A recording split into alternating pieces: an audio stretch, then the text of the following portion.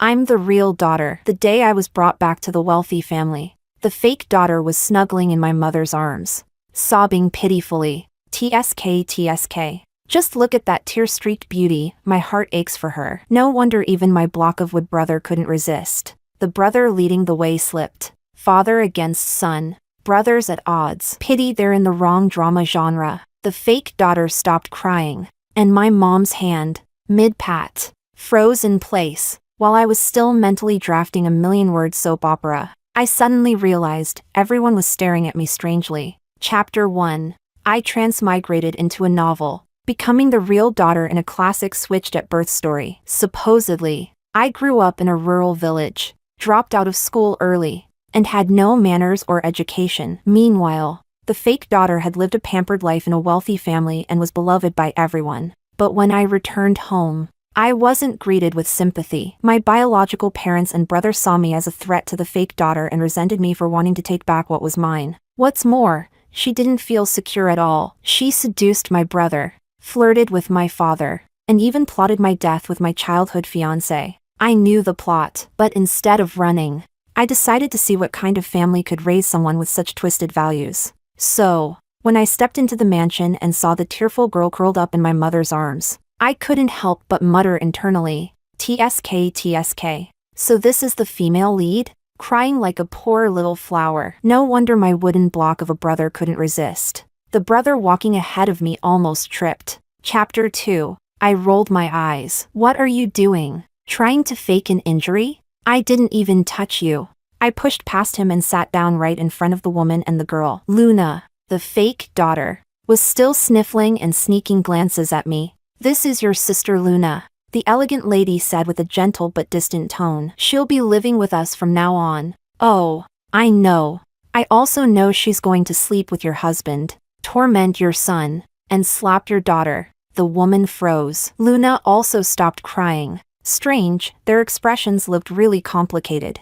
I understand, sister. Let's get along well. I don't blame you for taking my place all these years. I smiled brightly and reached out to her. Luna looked to the woman beside her before reluctantly taking my hand. I squeezed it lightly. She pulled away as if burned. So soft and fragile. No wonder everyone's fighting over her like she's some prize. I just wonder how she stomached seducing an old man. Luna's face turned pale. The lady's face darkened.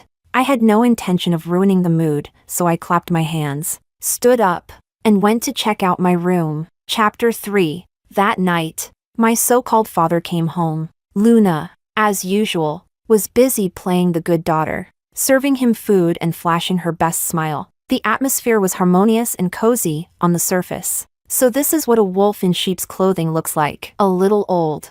But yeah. I see the appeal. Luna's taste isn't bad. Clink. The chopsticks dropped. The silence lasted just a second. But it was enough. Luna's face flushed. Thinking she had caused a scene, she started apologizing over and over again. Before long, she was crying. The lady frowned. Oliver, my father, looked like someone had just slapped him. Tears really are her secret weapon. Always crying. Just like when she slept with Oliver and sobbed her way out of the consequences. Yes, Oliver is the name of the good husband who gets wrecked by his adoptive daughter. TSK. Men. Luna cried harder. Oliver's hands shook. Ugh. Enough already. Slam. The lady smacked the table. Enough. Stop with the waterworks. I'm not dead yet. Luna flinched. I did too. It took me a while to remember what I was thinking before all this. TSK. Exhausting to watch. Chapter 4. The next morning, I got up feeling refreshed, heading downstairs with a bounce in my step, only to find the house completely empty. No family in sight. Perfect. I happily enjoyed a quiet breakfast, but my sharp ears picked up hushed voices coming from the kitchen. Miss Luna didn't look too good. Eyes all red when she left this morning. It's because of the new one. Obviously. Yeah. Miss Luna's always been such a sweet, obedient girl. That new one though? She's got a fierce temper. It's gonna be a mess. You think so? Mr. and Mrs. definitely seem to favor Luna. It's only the first day, and they've all gone out early like they don't care about the new one at all. As I listened, I nodded silently. So accurate. That's exactly how it is. In the original novel, The family didn't literally vanish the next day, but they might as well have. I was invisible to them. They cherished their pampered socialite daughter Luna, so afraid of upsetting her. They couldn't spare even a drop of warmth for me. To them, the fact that I came back to enjoy luxuries I'd never seen before was already a generous act of charity. They couldn't give me affection, so they drowned me in material compensation. That's exactly why Luna felt threatened. Because emotions might be vague and intangible, but real benefits? Those are solid, cold hard facts. Chapter 5. If you keep gossiping, say goodbye to your paychecks. I appeared in the kitchen doorway, leaning against the frame. The maids jumped in fright. Second miss. Talking trash about your employer behind their back. And getting caught? That's a universal taboo. They looked horrified, but I just smiled like I didn't notice their panic. My temper isn't great. Sure, and I'm definitely not your precious Miss Luna, but I can still fire a few loose-lipped servants if I feel like it. We're sorry. Second miss. We won't dare again. This household paid extremely well, and the family was usually kind. None of them wanted to lose this job, and in the high society world, word travels fast once you're blacklisted. Good luck getting hired again. I crossed my arms and watched their sudden attitude shift without saying a word. Then came a soft, sugary voice behind me. Please forgive them, little sister. Everyone's just trying their best. If they offended you, I'll apologize for them. I turned around. Oh, Luna had returned at some point. She stood there, brows gently furrowed, eyes full of compassion. Just like they said, Luna was sweet and gentle, while I was the moody villain. You apologize to me? Sister, how could I possibly? I chuckled, knowing full well she had no intention of actually apologizing. This was just her way of playing the saint and winning hearts. Of course. She also knew I wouldn't force her to apologize. She expected me to take the graceful exit.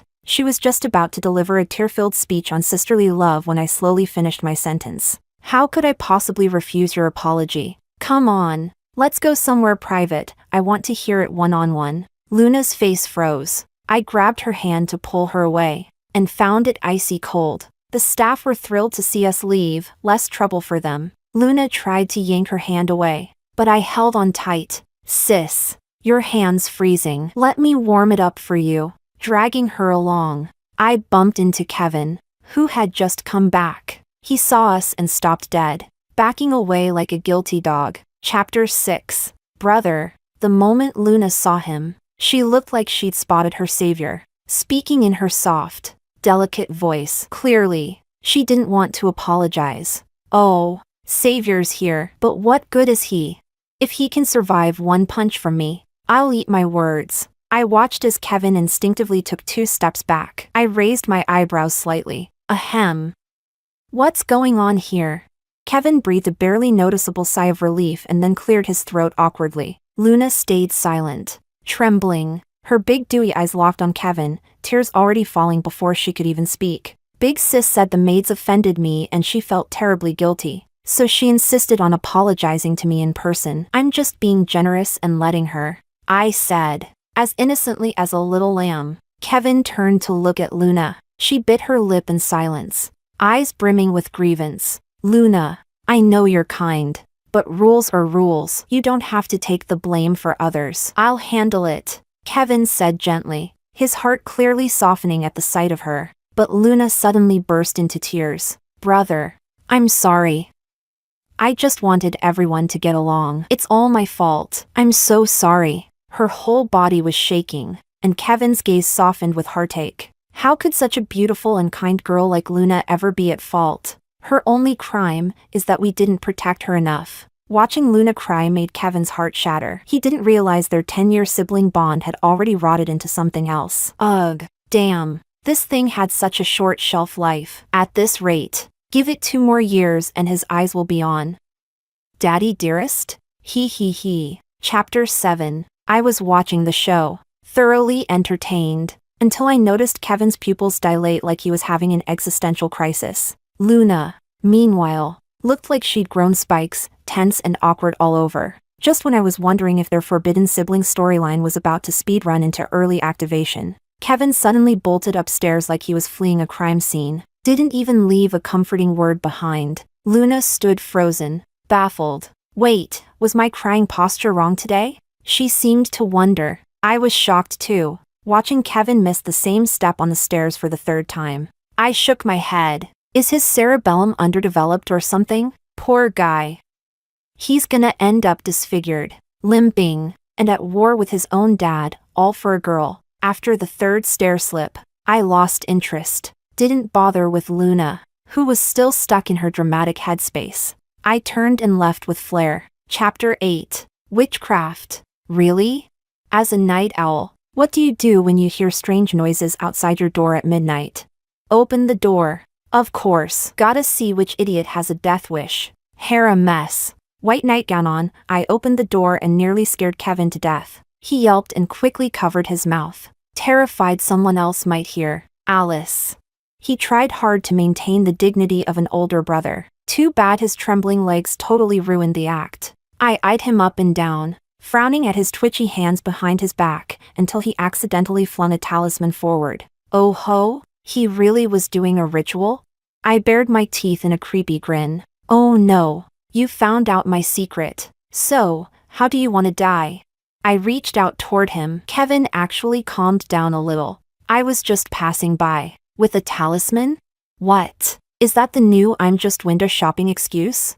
My face clearly read, yeah, right. Kevin sighed deeply and finally explained. I got this from a temple. They said it's for safety. I didn't know how to give it to you, so. He bent down to pick up the talisman again, visibly deflated. Chapter 9. No matter what, I'm still your brother. We share the same blood. Alice, there's no need to be so guarded. He said it with such sincerity. Any ordinary girl would have been touched. But my eyes stayed as calm as still water, until I heard a soft sound. Of course, brother. We're true family, bound by blood. Kevin's eyes lit up instantly. So, will you accept this? He held out the yellow talisman, face full of hope, like he truly believed I'd accepted him from the bottom of my heart. I smiled sweetly, reaching out to take it, and then came her voice. Brother, what are you doing? It was Luna. She stood under the dim hallway light, her expression frozen in disbelief. Clearly, she'd heard what Kevin said earlier. Luna, Kevin, for some reason, avoided her gaze instinctively. Big sister. This is the charm brother brought me. He said it's for my protection. What about you? Didn't you get one? I tilted my head with an innocent look, pretending to be surprised. Luna choked on her words. Her pitiful gaze turned to Kevin, but Kevin just stood there, staring silently at the charm in my hand, eyes full of something I couldn't read. Chapter 10. He kept staring, until Luna called out again, louder this time. Brother! Kevin's brow finally creased. Just a little. A rare flicker of frustration appeared on his face. He spoke flatly, sorry. Luna, I'll get you one next time. Luna's expression crumbled. She didn't get what she wanted. Devastated, she ran back to her room in tears. Kevin instinctively took a step after her. I watched him eagerly. Come on, coward. Go after her. Marry your little sis. So thrilling. Grab her. Cry red eyes. Kiss her waist. No escape now. I was practically vibrating with excitement. But Kevin froze. Then, like a glitching NPC, he turned in the opposite direction. As he passed by me, he glanced at me with a very complex look. You should stop reading so many novels. Kevin actually said that, with a straight face. I flashed my professional-grade fake smile. Sure, brother. Mind your own damn business. Since the drama ended early, I just turned around and went to bed. Slept like a queen. Chapter 11. The next morning, everyone was present at the table for once. But except for me. It looked like a thundercloud was hanging over each of their heads. Yawning, I scanned their faces. Kevin had dark circles under his eyes, definitely didn't sleep well. When he noticed me staring, he stiffly turned away. Luna's eyes were swollen, lips pale, cried all night, clearly still in a daze. As for the parents, though their faces looked neutral, their eyes were full of exhaustion. God knows what shady stuff they'd been up to. Alice. Now that you've had a few days to settle in, the lady of the house said with a smile as she placed a rib on my plate. I'll take you for a checkup tomorrow. You're too skinny. We should adjust your diet a bit. Her tone was warm and kind. But make no mistake, this wasn't a suggestion. It was a command. As the poor little orphan finally reunited with her rich family, what could I do? Of course, I had to agree. Thank you, Mom. I acted surprised and flattered. She seemed satisfied. No one else said a word during the meal. Luna looked like her soul was still floating halfway to hell. No one noticed. That rib she gave me? I never touched it. Chapter 12. Early the next morning, I went to the hospital with the lady of the house. She seemed unusually serious about this checkup, spending a long time briefing the doctor. I sat there calmly, fully cooperative, watching her run around like a concerned saint. And then the results came back. She stood up almost immediately, barely holding back her urgency. Well, what's the verdict? Don't worry, madam, the doctor said with a warm smile. The young miss is perfectly healthy. No issues at all. He praised her motherly concern while delivering the good news. Not even a single problem? She pressed. The doctor paused, genuinely confused. He couldn't think of anything, if anything. I was healthier than the average person, he reaffirmed. Yes. Exactly. No issues whatsoever. That's impossible. How can there be nothing wrong? She glanced at me and mumbled under her breath. I sat quietly beside her, looking sweet and docile, saying nothing. The doctor, sensing there was nothing else to do, excused himself. Even he wasn't sure whether she was hoping I'd be okay, or secretly wishing I wasn't. Rich families are a mess. Best to exit stage left. I'm fine, really. You're the one with problems. Lady, twisted as hell. Can't stand seeing someone else doing well. Can you? Even though I knew her concern wasn't pure, watching her act so desperate for me to have issues still rubbed me the wrong way. What did you say? She suddenly turned to me, her voice sharp. I blinked in mock surprise, eyes welling up a little. Mom.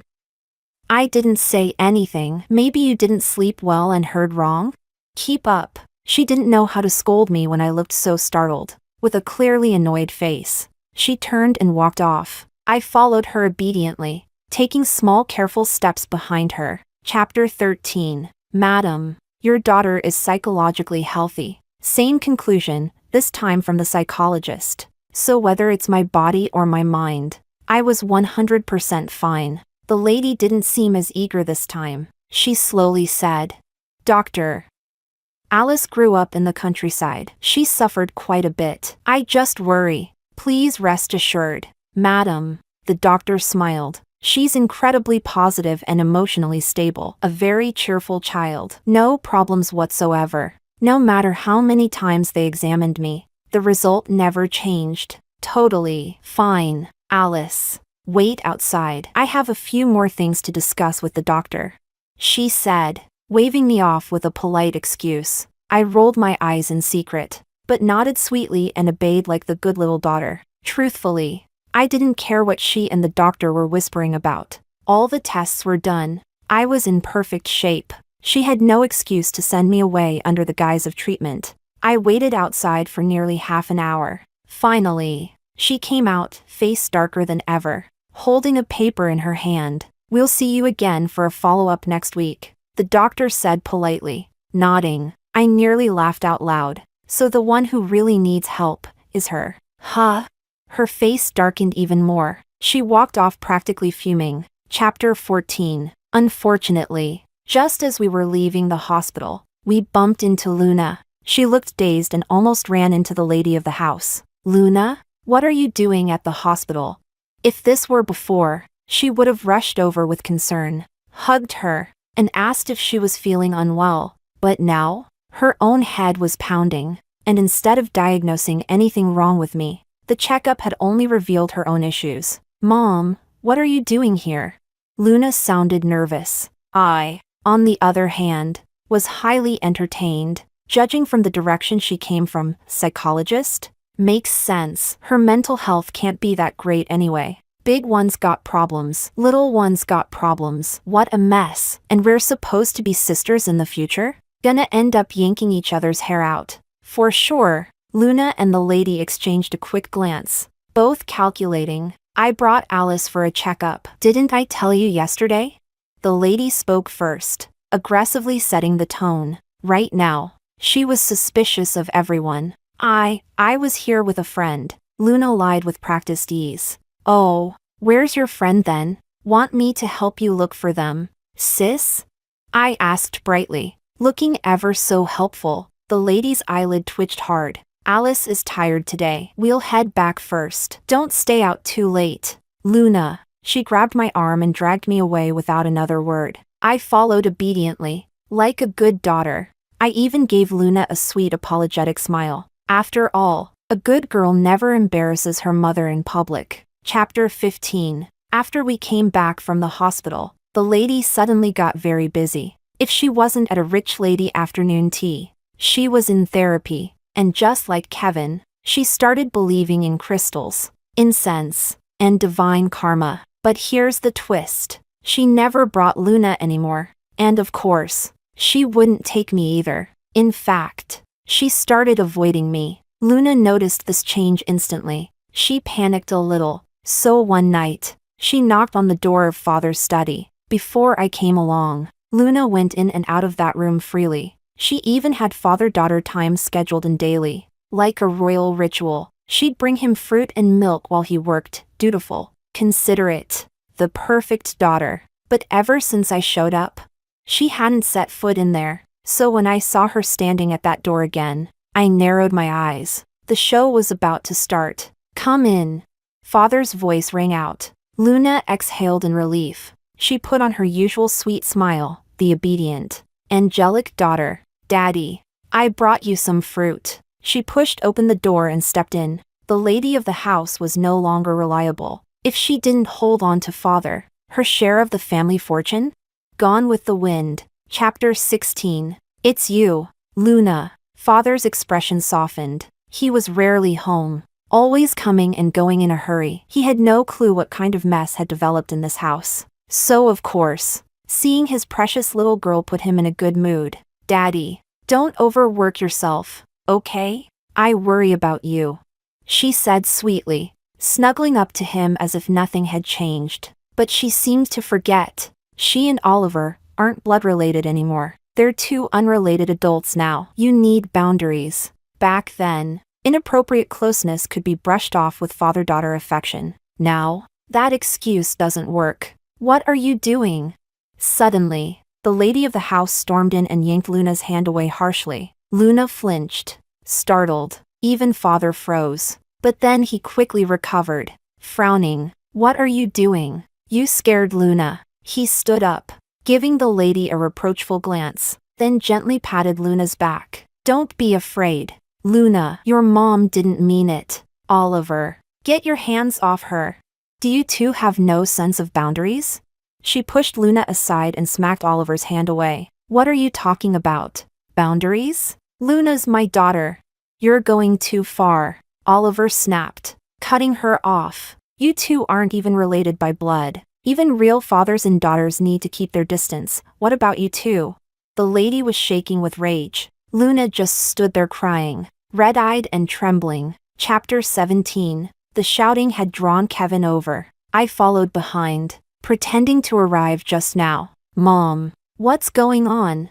Kevin rubbed his temples, clearly exhausted. He glanced at me sideways. That look said, ever since you came back, this house has been in chaos. I ignored him and ran to the lady's side, gently supporting her. Mom, don't get upset. It's not good for your health. What's the point of being mad? This is only the beginning. You'll forgive them anyway, right? Because one's your beloved husband and the other's your precious daughter. They cry a little, beg a little, and you'll melt like butter. In the end, they'll steal your assets, ruin your son. But don't worry, for your sake, I'll pick up trash to feed you later. The lady suddenly gripped my hand tightly. Luna's face twisted in a storm of emotions. Father looked annoyed. Don't jump to conclusions. We've been married for years. Don't you know who I am by now? Don't you trust me? Don't you even trust Luna? First deny everything, then play the emotional card. Even gods would cave under this. TSK. Men, always the same lines. I kept mocking him in my head. But on the surface, I stayed quiet and caring beside the lady. Her expression, which had just started to soften, turned black again. Chapter 18. Kevin just stood there, saying nothing, lost in thought. Luna cried so hard she nearly fainted. As for father, he looked stuck, like his brain had crashed. His face was red from holding back. The fight dragged on until late at night. In the end, Kevin was the one who broke the silence. He asked Luna to move out. Only then did things settle down. When I first arrived, they hadn't properly introduced me, all because they were too busy managing Luna's fragile emotions. But after she moved out, the lady suddenly decided to throw me a birthday party out of nowhere. Well, isn't this the little wild sparrow who finally made it to the big tree? The door slammed open. A glamorous girl stormed in. I wasn't surprised. She had Luna with her, obviously here to make a scene on Luna's behalf. I sat in front of my vanity mirror, calm as ever. So, you're the one bullying our Luna? Who do you think you are? Just 'cause you're the real daughter now you think you can push her around? Luna's under my protection. She slammed the table, radiating contempt and drama like a full-on soap opera villain. Elena, stop. This is all my fault. She's only targeting me because I hurt her. Aw, that line was masterful. I hadn't even done anything openly hostile to her, always maintained that fake sweet sister vibe. And yet, here she was, twisting the narrative. You're just too soft. Luna, that's why people walk all over you. Don't worry, I'll settle this for you. The girl's sense of righteous fury was intense. She clearly thought she was the heroine of some justice-fueled anime arc. Chapter 19. Hey, I'm talking to you. Where are your manners? She shoved me in annoyance. I sidestepped her easily and raised a brow, eyeing her up and down. Who's this random white knight? Elena? Wait, could she be that Elena, the one who has a crush on Kevin? What a shame. His heart only has room for his sweet sister Luna. Didn't Luna say she's dumb and easy to manipulate? Also said she was arrogant, like a featherless peacock trying to show off. Honestly though, not ugly at all. Elena's eyes widened, a bit flustered. I took a step back. Easy there. Don't go into hysterics. I'm not about to get framed for assault. You. She had 4 ages without actually saying anything. Luna gave her a subtle glance, one filled with faint annoyance. Elena, it's okay. Let's just drop it. I'm fine, Luna said with that delicate look of sadness. But when she looked at Elena, there was something cold and dismissive behind the pity. Elena looked between us, visibly conflicted, about to say something, when the door opened again. Luna, happy birthday. I turned curiously toward the voice. A boy I'd never seen before stood at the doorway. Elena and Luna both gasped in surprise and joy. Brother! Angelo, you're finally back. Luna ran straight into his arms, sobbing like the most pitiful flower ever. The boy gently patted her back and reached out to ruffle Elena's hair too. You've grown taller. Just from their words, I could confirm who this was. Angelo, Luna's childhood fiancé, the one who'd eventually orchestrate my death. He'd come back early. Chapter 20. Alice, are you ready? Kevin's voice called from the hall. He stopped short when he saw the group at the door. Angelo, you're back. Kevin, long time no see. Angelo smiled gently. Kevin nodded, then turned back to the matter at hand. I crossed my arms, leaning against the vanity. Inside, I whistled mentally. Phew. Look at this setup. She loves him. He loves her. And she loves him back. God, I'd kill to watch this unfold. Love triangle? Nah. This is a hexagon. Come on. Fight. Somebody better throw hands or I'll be disappointed. Kevin's gonna take care of his sister all the way to the bed. Huh? Crown him the king of cuckolds already. Not that he stands a chance against Angelo. Kevin's dumb enough to thank the guy who broke his legs. And yet he suspects their dad instead. No clue it was Angelo who ordered it. Damn, what a brutal little fiancé. This is...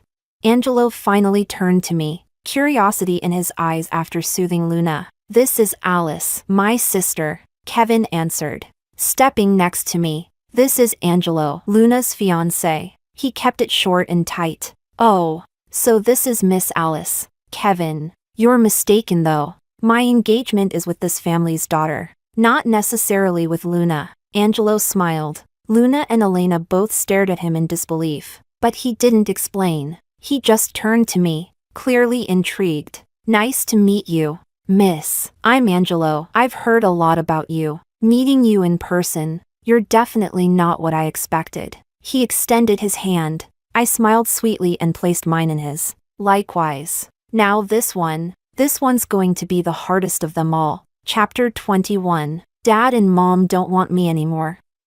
Now you're leaving me too, Angelo?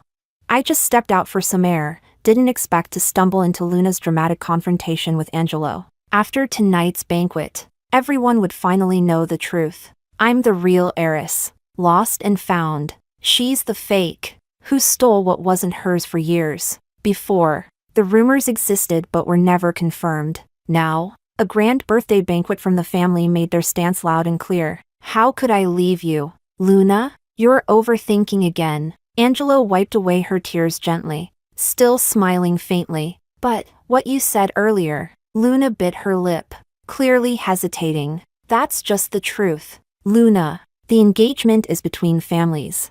Who's the true heiress? Who has the rightful claim? That matters, doesn't it? It's how you got everything at first, too. Luna froze. For the first time. She barely recognized the childhood fiancé who used to dote on her. He said the engagement was between families, not Angelo and Luna. Oof. Chapter 22. Poor thing. How could anyone still believe a man's sweet nothings?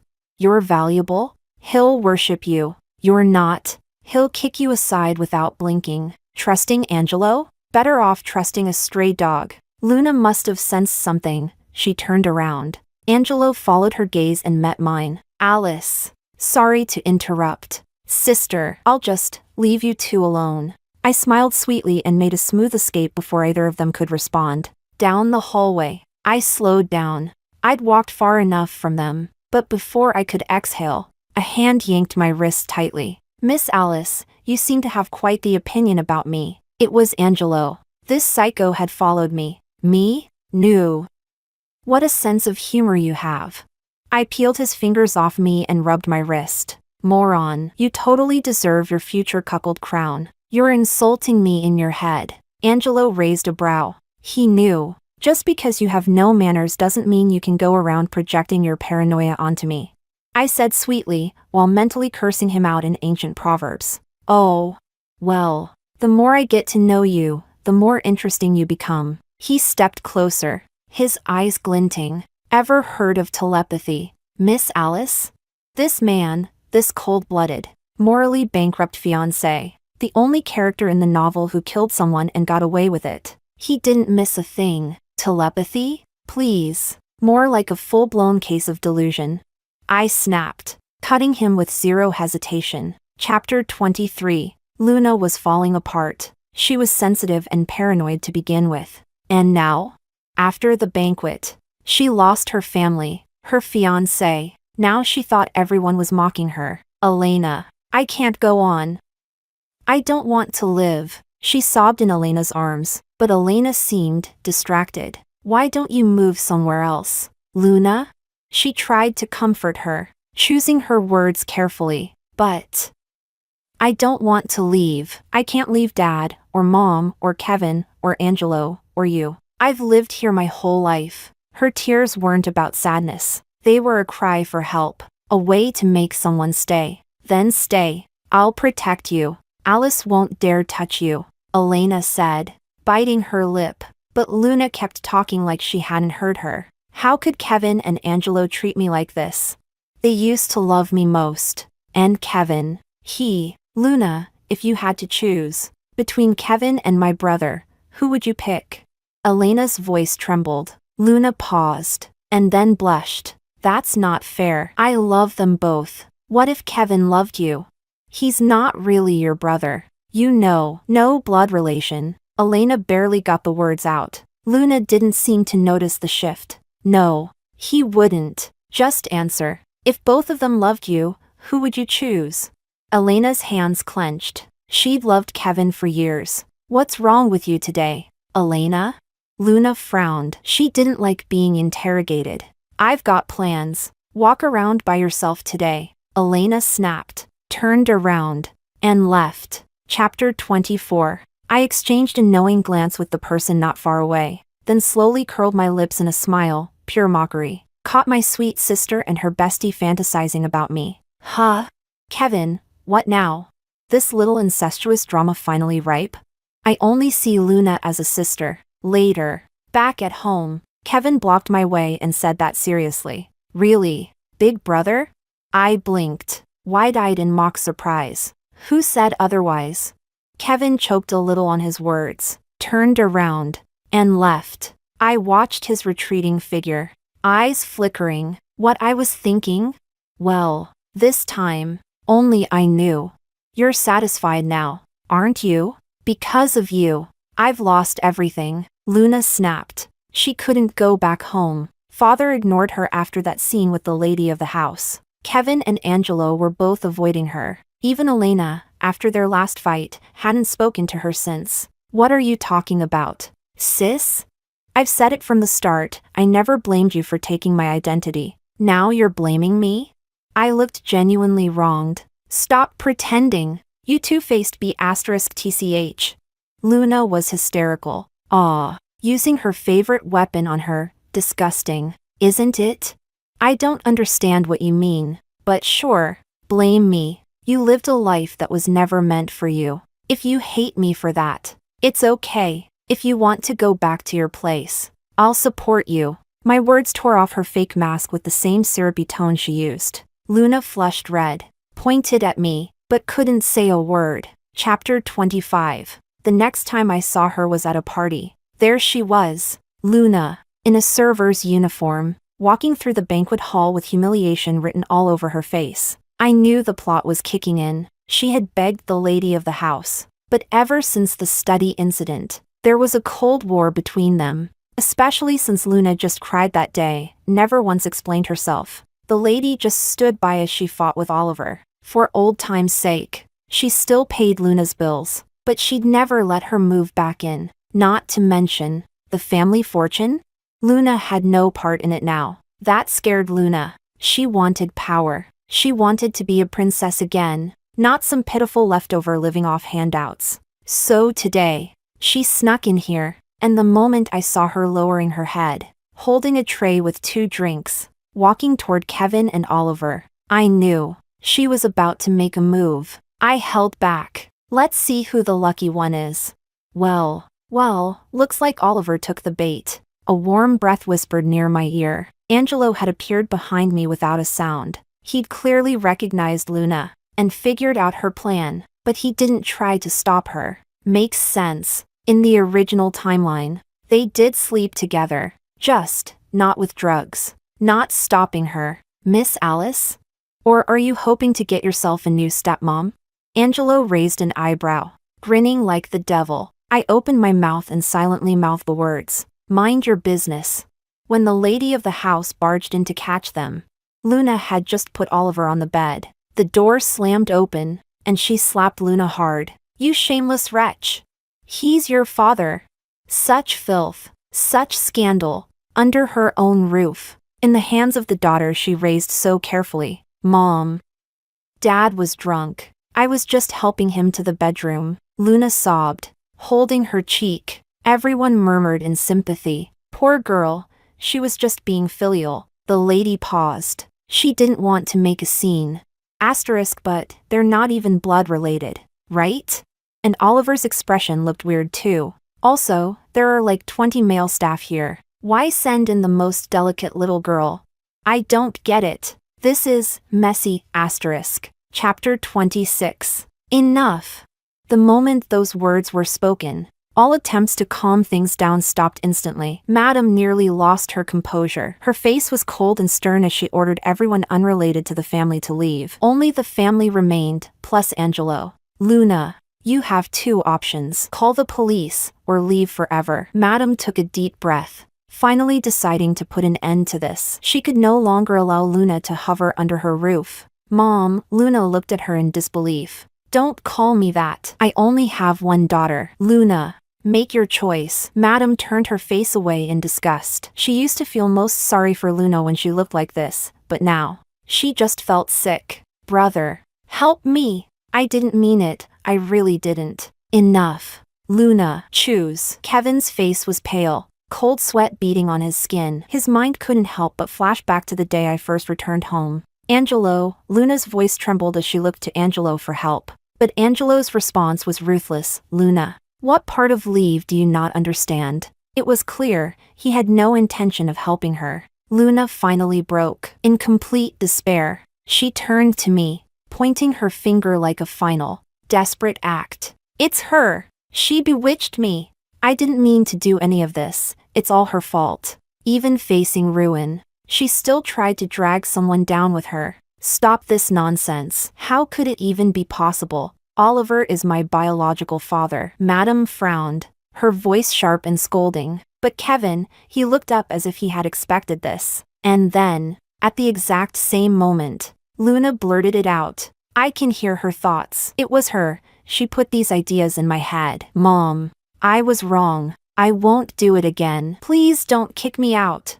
The room fell into stunned silence. Everyone froze, except me. Calm as ever, I smiled. Sister, did you hit your head? Who can hear other people's thoughts? That's crazy, right? Brother? I smiled sweetly and met Kevin's eyes. He flinched, a chill running down his spine, and quickly looked away. She's raving like a lunatic. She must be sick. Madam's hands were shaking, though her face remained composed. Kevin quickly nodded in agreement, watching them all pretend nothing had happened. Lying to themselves with such conviction, I couldn't help but smile in satisfaction. How amusing. Chapter 27. Even though she tried everything to stay, Luna was still kicked out, and as for everyone else in the house, it was as if nothing had ever happened. Like I had always been the one who grew up here, the real daughter, the one loved and cherished for over a decade. But honestly, that kind of peaceful life? Boring. So I decided to stir things up. Miss, the big gift you sent me. I really liked it. Angelo's voice over the phone made me smile, because the gift I gave him was one of his father's illegitimate children, hand-delivered, and extremely difficult to handle. This character was supposed to die at the beginning of the story. But thanks to me, he lived. And now? He's my sharpest knife pointed straight at Angelo. Why? Because the boy's mother was Angelo's dad's long-lost true love. Which means, that bastard loves this hidden son even more. Angelo was already in trouble, his power and influence crumbling. If he dares make a move now, I'll be ready. The door to his downfall is wide open. Glad you liked it, I said sweetly. Your fun is just beginning. I hung up, satisfied, then noticed Kevin standing awkwardly in the doorway. I remembered, right about now, the rest of the family were all seeing therapists regularly. Yep, everyone except me. I just wanted to check on you. Kevin gave a weak smile. Then he noticed something on my desk. A yellow talisman, the same one he had once lied about, said it was to protect me. He froze, apparently shocked I had kept it. His nose even turned a little red. Next time, I'll get you a better one, he muttered. Anne, I'll just take this one back. I glanced at him, didn't care. But he wasn't the only one acting strange. Even our parents had changed lately. They looked at me often, like they wanted to say something but didn't dare. And I knew why. The halo over Luna's head had shattered. And all those dusty, forgotten memories were now coming back to them in dreams. They saw everything I once said. Fathers fighting sons, brothers at war. All of it spiraling out of control after Luna entered their lives. Kevin's legs were crushed. Oliver lost everything. The lady of the house died from heartbreak. And Luna? She thrived like a parasitic vine, sucking everyone dry, then moving on to her next host. And the one who left them a lifeline in the end was me, their real daughter, the one they hated, the one who died. She had no ability to read minds, only a near psychic sense of observation. This world never loved her. Fate never gave her mercy. So when she realized the car had been sabotaged, and she received her terminal diagnosis, she chose death, left as cleanly as she had arrived. And the fortune they once gave her became the only safety net this family had left. Chapter 28. Those secrets that had long gone unnoticed were now being revealed, one after another, through a series of dreams, unveiling their coldness and cruelty, and the girl's innocence and kindness. My family tried desperately to make it up to me, but how laughable. They couldn't even tell who I truly was. I wasn't that girl, the one who wanted to understand others' thoughts. I wasn't Alice, who wished for empathy. Between reading others' minds and being read, I chose the latter. From the very day I returned home, I knew I had made the right choice. Watching them grow anxious because of my thoughts, seeing them doubt and tear each other apart, this was the best outcome. I didn't lift a single finger. I simply thought harder. So easy, wasn't it? Speculating about others can't compare to letting others speculate about you. That's where the real thrill lies. The more I thought about it, the more I pitied that poor girl. So once again, when my family tried to rebuild the relationship between us, I spoke first. How was it? Experiencing what it's like to read someone's mind? Too bad you could only read mine. No one had expected I would bring it up again. Everyone had silently agreed the secret would go with them to the grave. Alice, what are you talking about? Mom doesn't understand, Madam said, still trying to stay calm, though the fruit she was holding had been crushed in her hand. Honestly, your acting was pretty terrible. I almost couldn't hold it in several times. I tossed an orange in the air lazily, watching them exchange looks without saying a word. Don't doubt it, it was all intentional. Everything you heard from me, every thought you heard, I made you hear it on purpose. Infuriating, right? Judging by your stunned faces. Absolutely hilarious. You prayed. You hired exorcists, therapists. Every single one of you thought you were the only one. Hate to break it to you, it was wholesale. Watching you hide and doubt each other was delightful. I smiled brightly, mocking them with no remorse. Alice, I'm sorry, Madam said, eyes trembling. We should have trusted you sooner. No, I should never have let Luna stay. Just because I pitied her. I'm so sorry, Alice. Even now, after realizing I had been toying with them from the beginning, Madam wasn't angry. Because of the dreams, because of the truths they had lived through. How dull. I cut her off coldly. You're not apologizing to me, and I don't need your apology either. The girl in your dreams, that's the one you owe. But it's too late. She's dead, and the dead don't need delayed remorse. I tore off the mask. I was never their Alice. We were completely different people. How could they not have known? They just lied to themselves, thinking they could make it right. I was a soul summoned by a wish, called forth by the dying wish of a girl nobody ever truly saw. Even until her death, she never hated them. On the contrary, she wished that her family could change their destined fate. I came to fulfill that wish. But sadly, this group of selfish, hypocritical people never deserved her pure, white soul. They stood there, frozen, and now that everything was over, I had no reason to stay. I pushed open the door. The sun was shining brightly outside. Behind me, a wail of grief echoed. I didn't turn back. I walked forward, until the void swallowed me whole. Alice, your wish has been fulfilled. In the next life, don't read others, read yourself. You're worth it.